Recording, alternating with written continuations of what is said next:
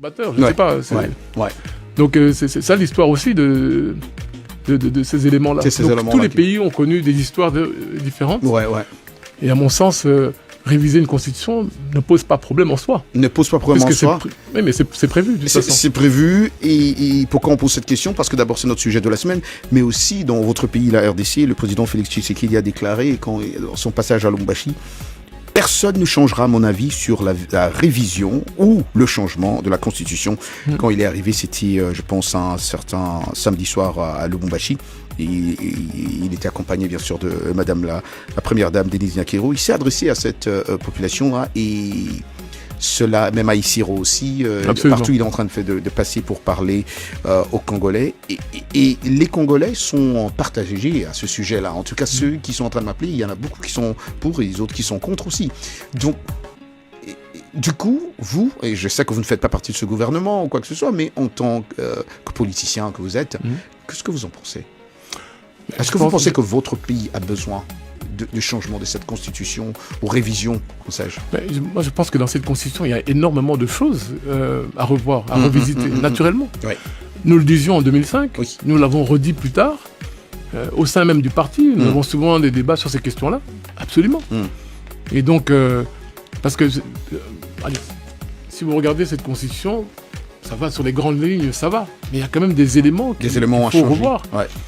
Nous avons, il y a plusieurs semaines, nous avons eu justement, suite aux déclarations du chef de l'État, nous avons eu ces débats-là aussi au sein du parti.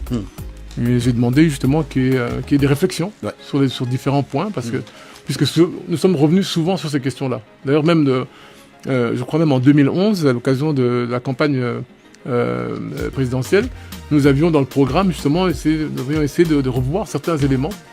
Et même des ajouts. Donc ce n'est pas une première. Cette constitution a été promulguée en 2006 par le président Joseph Kabila. Elle a été amendée encore en 2011. Donc je veux dire, la question ne se pose même pas.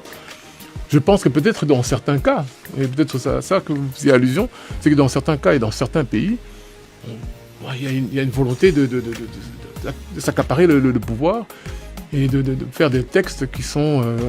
comment dire, des textes qui bloquent certains individus. Oui, dans certains cas, c'est exactement ça. Parce que j'ai par exemple, le prof Aminata Diallo, qui est politologue en Côte d'Ivoire, nous a écrit, Roger, les révisions constitutionnelles sont souvent motivées par des intérêts politiques à court terme. Cela se manifeste par des ajustements ciblés, comme la suppression des limites de mandat qui renforcent les régimes autoritaires.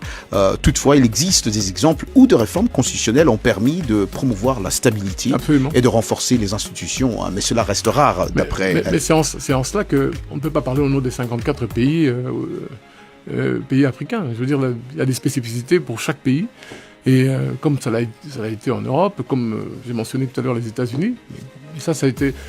Par exemple, vous savez que le président Franklin Delano Roosevelt a été élu 4 fois.